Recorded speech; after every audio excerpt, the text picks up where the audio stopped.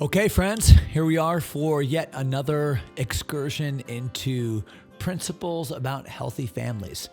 And we've spent a couple weeks talking about marriage, which really is foundational to a healthy family. And then the last couple of weeks, we've talked a bit about just child rearing and how to navigate all of that, or raising kids for the Lord.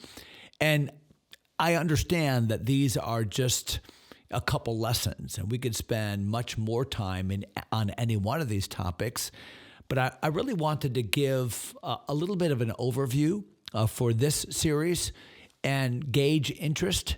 And I'd love to come back into some of these subjects and spend a little bit more time and get a little bit more in depth on subjects like childbearing, or even dealing with teenagers, or navigating relationships with adult children. There's just all kinds of things we could talk about. But for this series, I wanted to touch on just some of the basic ones.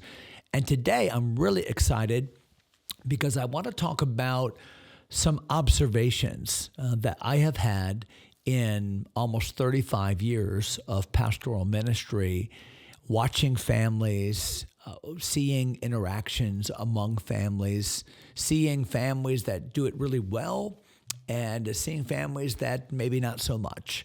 So what are some observations that we can make about the habits of healthy families?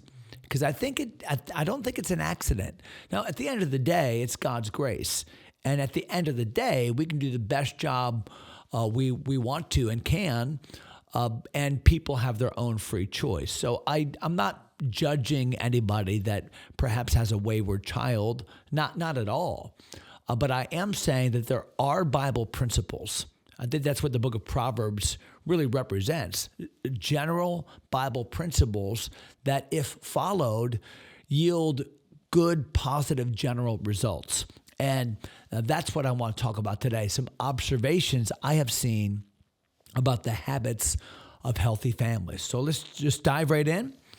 What are 7 habits of healthy families? Number 1, they prioritize family worship. I think a great danger in a family is when they compartmentalize God. Like, God is out there. We worship God at church. We serve God over there. We send kids to.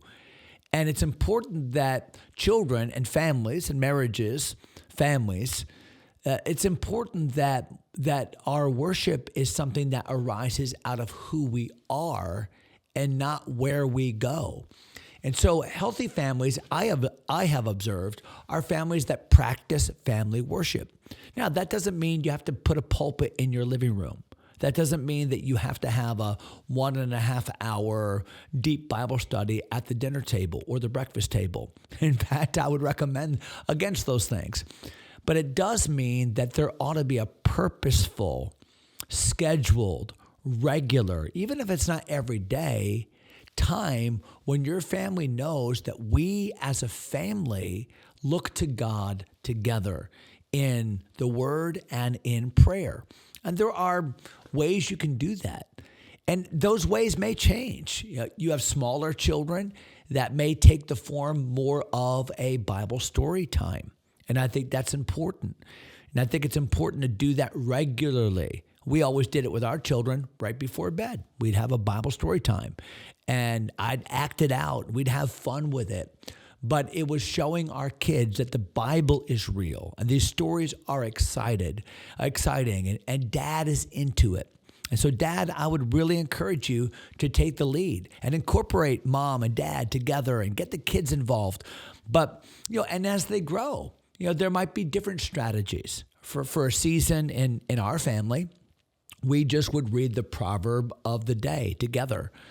And it was Wanda and me and the 4 children. And we would take a chapter in Proverbs that would correspond with the day.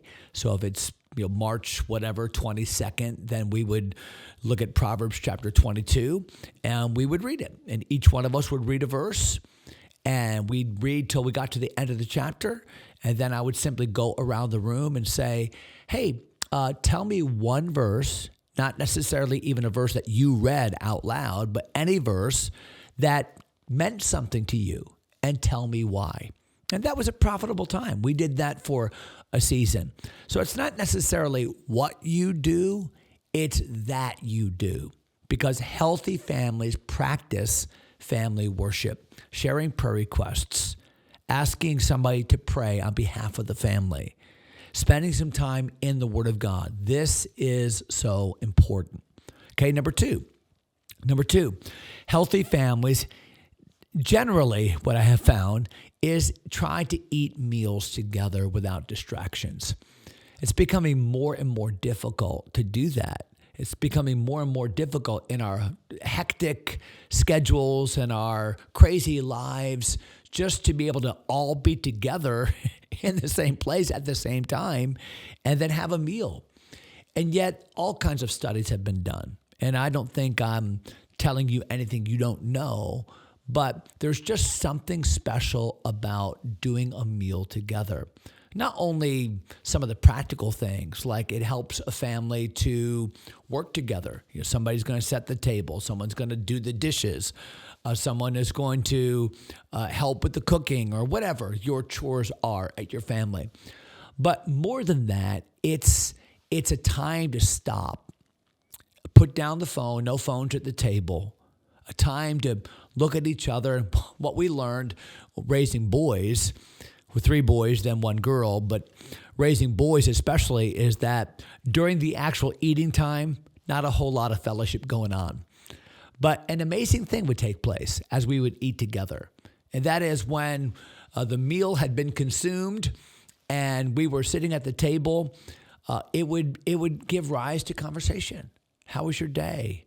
Or, hey, here's what happened to me, or here's what's coming up, or it's just so important. And our kids knew that you don't leave the table unless you ask permission. May I be excused? That was just part of it. May I be excused? And that time no, we're going to spend some time. And that table time is just so vital. And you know this, that the Bible makes a big deal about eating together. You think about the practice of the early church. They were breaking bread together.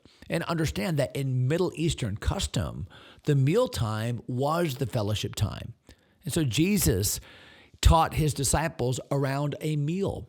And so many of the Bible stories, I brought a whole message on this. You can look it up on our app about eating together. Just go to our media tab and look under sermons, just the general sermons tab, and you'll see a message I preached on eating together. And I identified, I think, 20 times in the Bible where important things happened around a meal. And so healthy families eat together. Okay, number 3. What are the habits of a healthy family? I think number 3, they serve together as a family. And I can't overemphasize this. Find a way for your family to serve God together in Christian ministry. And sometimes that's going to take a little bit of thought on your part.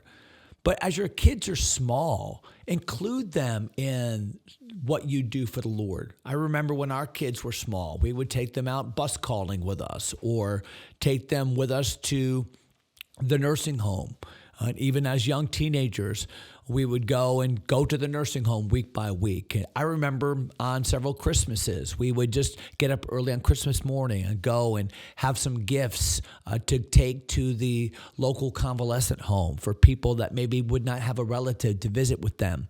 And these are things that are etched into our family's mindset. From an early age, I tried to take my kids with me on ministry trips and sometimes even missions trips. So they grew up understanding that ministry is not something we wait to do. Ministry is not something that we do over here and dad and mom do over there, but it's something we do together. So that might just take some talk, mom and dad, about what does that mean? How can we do that? How can we serve as a family? Maybe delivering a Thanksgiving meal, or maybe having a job at church where our job is to clean up this particular room every Sunday. We go in for 10 minutes and we pick up the paper off the floor and we set up the chairs so that the schoolroom can be ready on a Monday. It's not so much what you do. It's the fact that you're doing it together and you're showing your kids that we serve God together. I think too often we create a false dichotomy. And that is, well, there's ministry here and there's family here, and I'm spending family time, so we really don't have a lot of time for ministry. And what I say is that's a false dichotomy. We ought to be spending family time in ministry. Don't make them separate. Make them one and the same. That as a family, we serve God. That's what Joshua said. As for me and my house, we will serve the Lord. So dad, leader, find a way for that to happen in your family. It is a healthy habit.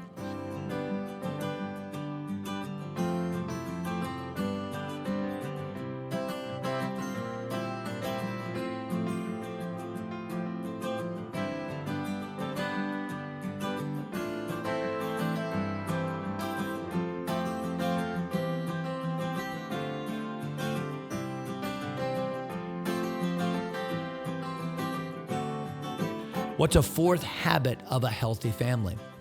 I like this one. And again, these are just observations. This is not a comprehensive list. These are things that I have observed in healthy families. And these are things, by and large, that we've tried to practice, our families tried to do over the years. Number 4, healthy families maximize on-the-go time. Healthy families maximize on-the-go time. You say, okay, well, Pastor, what do you mean by that on-the-go time? And I think about so often in family life, we're spending time with each other, but we're traveling. Maybe it's that morning ride to school. Maybe it's that ride home.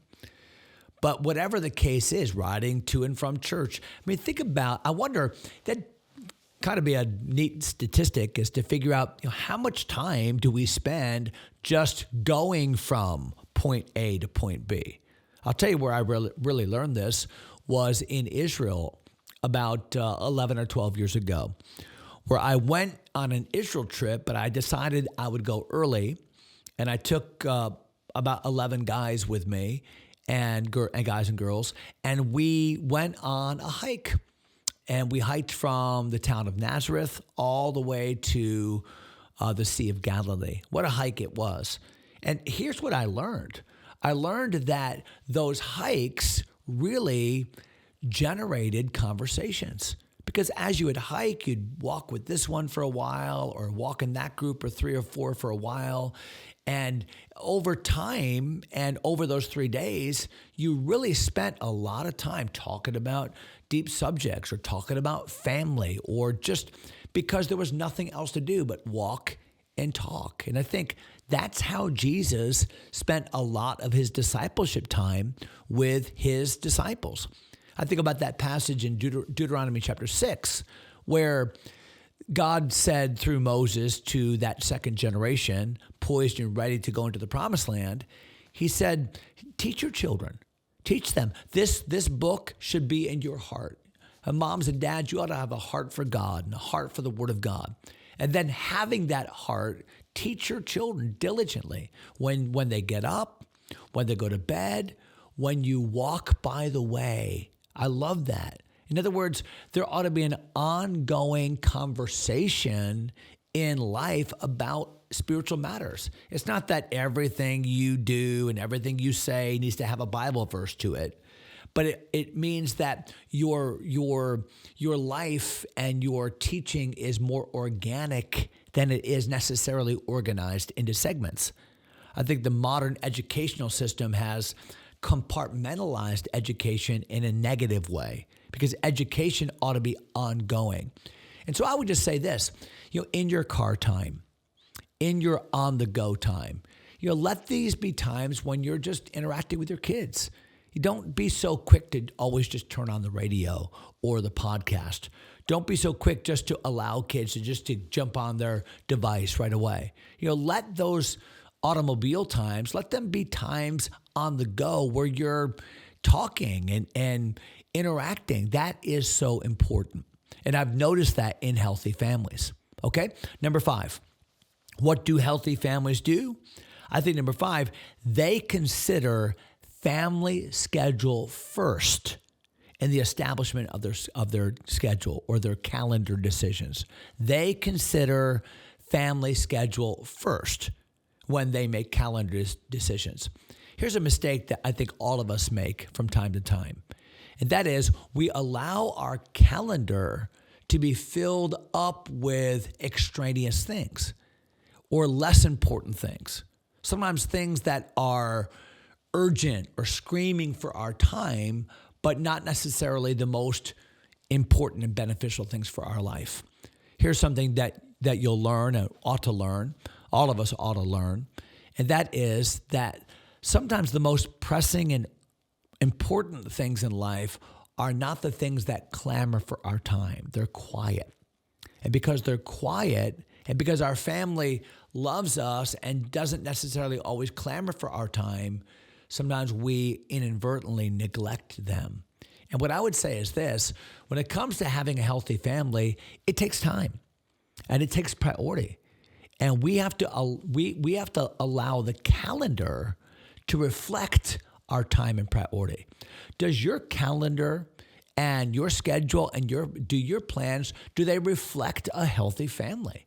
That I'm really putting in those times with my spouse. I'm blocking off. There's some blackout dates when it comes to my schedule. Why? Because I've got my kids' ball schedule already in the calendar. I've got my vacation already in the calendar. But I've put those family things in first, and nothing is going to.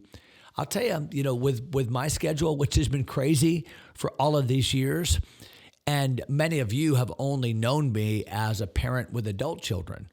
But when I had children that were at home, I'll tell you, their schedule went in first. And sometimes I'd have an invitation to preach at this conference or go on this trip or be with this person. And I'd have to say, no, I'm sorry. My son has a 7th grade junior high basketball game. I'm not going to miss it. And I feel like putting the family things in first really reflects your priority to commit to them. And it means a world. It makes a world of difference for your own children. Okay, so number 5, consider family schedule. Number 6, this is important. Healthy families build a brand, to use a very modern term. Healthy families build a brand of exclusivity and identity, and they go together. An exclusive identity might be a better way to say that.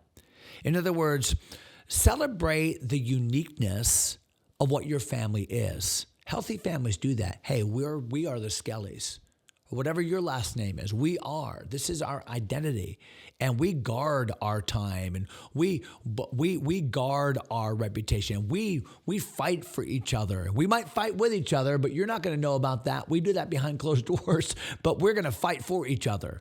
And don't you pick on my brother. And that is a good attitude to have. That attitude of exclusivity. I think a great way to do that, especially as your kids get older, is to have a group chat. I think group chats are a great thing. Family chats, we have that. And, it's funny because we have, 3 daughters-in-law, daughters-in-law. We have 3 daughters-in-law, and they're wonderful. We have 1 son-in-law. And so these that have joined our family, so I think about Charity and Rachel and Cassie and Zach, these that have joined our family, they're every bit as a part of our family as our own children. But until they were married, no, you're not in the group chat. It was kind of like a rite of passage. No, when you enter the family, then you enter the group chat. Why? Because this is our family. This is exclusive. This is important, right? This is our identity. And I think that might be just a small humorous illustration, but the point is this, that there ought to be a sense of good pride about We are a family, and this is who we are. And these are the values we have. Healthy families create that. They use that we speak, and I think that's important for your family. And I think it's indicative of healthy families. And then lastly, and I've tried to keep this right at 20 minutes today, but lastly, healthy families, what do? They celebrate and mourn together. Sometimes we make this statement, what brings families together? Well, weddings and funerals. And sadly, I think sometimes that's true, especially when it comes to extended family and cousins and uncles and people that we've not seen for a while. Boy, that wedding, that funeral brings them together. But here's what I would say. Why? Why do weddings and funerals bring them together? Because those are the events that really signal, hey, this is what's important in life. This is what really matters. I think about my own grandmother, my dad's mother. Now, my dad, my biological dad, died in 1997. He was 56. But my dad's mother lived into her 90s. So she didn't die until the late 2000, early 2008, 9, somewhere in there. I think 8. Must have been 8 because my son, Nate, was a senior in high school.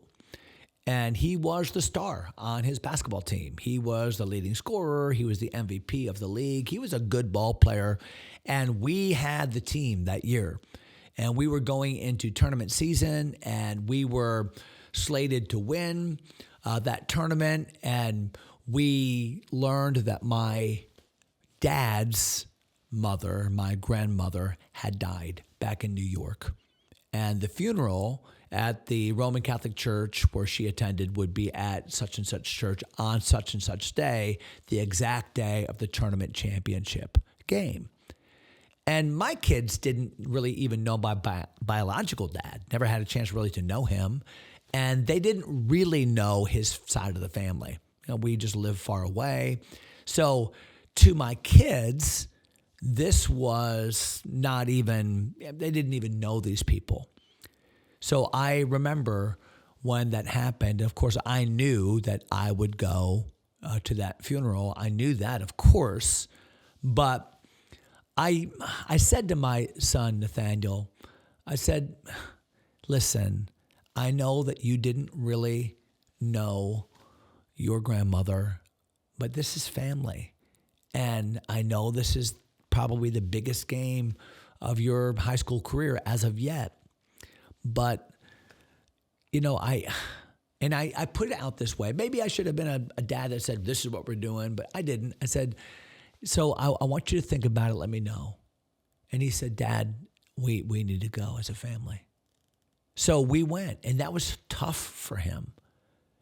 What's interesting, though, is years later, he was giving a testimony in church, and I was there, and he talked about the importance of family.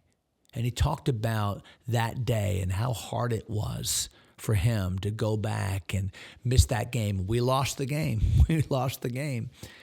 And then he said, but now that I had these years of perspective and I look back, I realized that was 100% the right thing to do.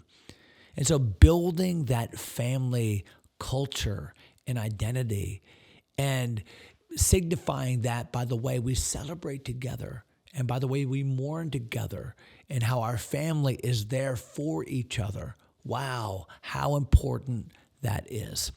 So much to be said about each one of these 7 points. You've got them right there in front of you on a handout. So why don't you take some time just now in discussion group and think through maybe 1 or 2 of these, maybe even share with each other what are some practical ways that you could apply some of these habits to your family? What are some things you've done or some things you've observed that you could help the other families in the room right now maybe have some practical applications at their life stage with their family? So that's it for this lesson. Looking forward to seeing you again next week. Until then, hope you're benefited and appreciate you being involved in the community group. And we will see you next week. God bless.